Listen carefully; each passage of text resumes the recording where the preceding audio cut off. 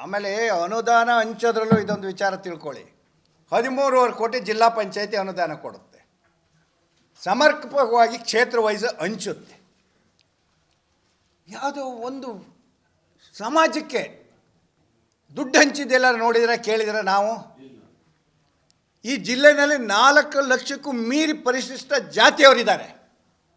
1 ರೂಪಾಯಿ ಅನುದಾನ ಕೊಟ್ಟಿಲ್ಲ. ಒಂದು ಸಮಾಜಕ್ಕೆ ಅವ್ರ ಸಮಾಜಕ್ಕೆ ಒಂದು 50,000 ಇರ್ಬೋದು. 2.5 ಕೋಟಿ ಸುಮ್ಮನೆ ತೆಗೆದು ಹಿಡಿಗಂಟು. ಯಾವ ನ್ಯಾಯ ಹೇಳಿ?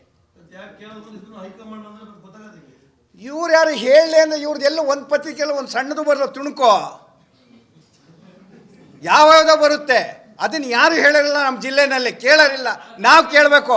ಕೇಳಿದ್ರೆ ಏನಂತಾರೆ ಗೊತ್ತಾ, ನಮ್ಮನ್ನು ಎತ್ಕೊಡ್ತಾರೆ ಅಂತಾರೆ. ಹೌದಾ ಅಲ್ವಾ ಅಂತಾರೆ. ಹೌದು, ನಾವು ಕಾಂಗ್ರೆಸ್ಸು ಪ್ರಬಲವಾಗಲಿ, ಅವರೊಂದು ಶಕ್ತಿ ನಮಗೆ ಪರಿಶಿಷ್ಟ ಜನಾಂಗ ಕಾಂಗ್ರೆಸ್ಗೆ ಅಂತ ಇದು ಹೇಳಿದರೆ ಒಡೆಯಕ್ಕೆ ಹೇಳಿದರು ಅಂತಾರೆ. ನ್ಯಾಯನೇನ್ರಿ ಇದು? ಹೇಳಿ, ಹೈಲೈಟ್ ಆಗಲಿ, ಇದಕ್ಕೆ ರಾಜ್ಯಕ್ಕೆ ಸುದ್ದಿ ಆಗಲಿ. ಇದು ಎಷ್ಟರ ಮಟ್ಟಿಗೆ ಸಮರ್ಪಕ?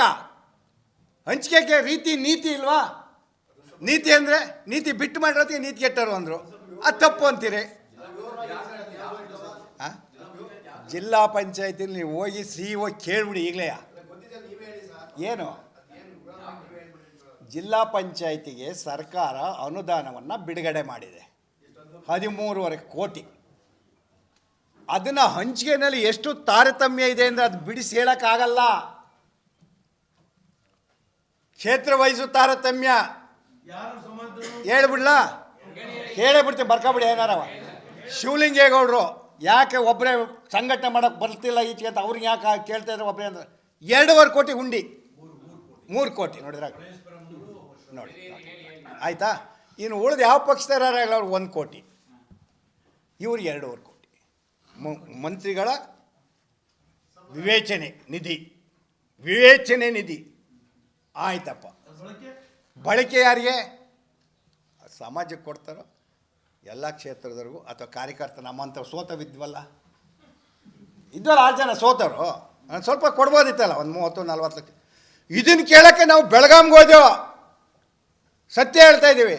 ನೀವು 1 ಕೊಟ್ಟರೆ ತಪ್ಪಲ್ಲ, ಇದು ಸರಿಯಲ್ಲ.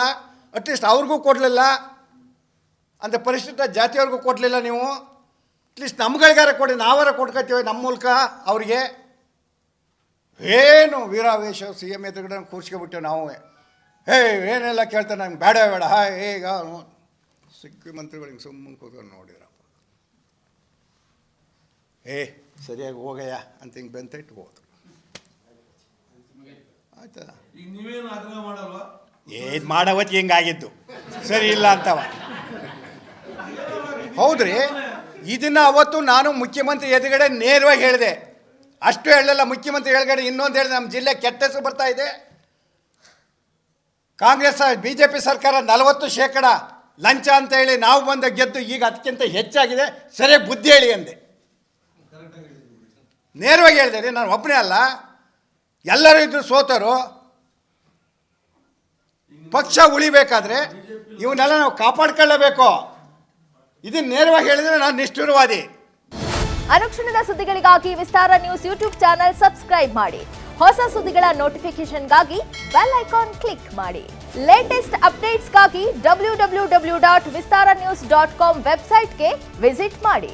ಅಂಗೈಯಲ್ಲೇ ಜಗತ್ತಿನ ಸುದ್ದಿ ತಿಳಿಯಲು ವಿಸ್ತಾರ ನ್ಯೂಸ್ ಕನ್ನಡ ಆಪ್ ಡೌನ್ಲೋಡ್ ಮಾಡಿ.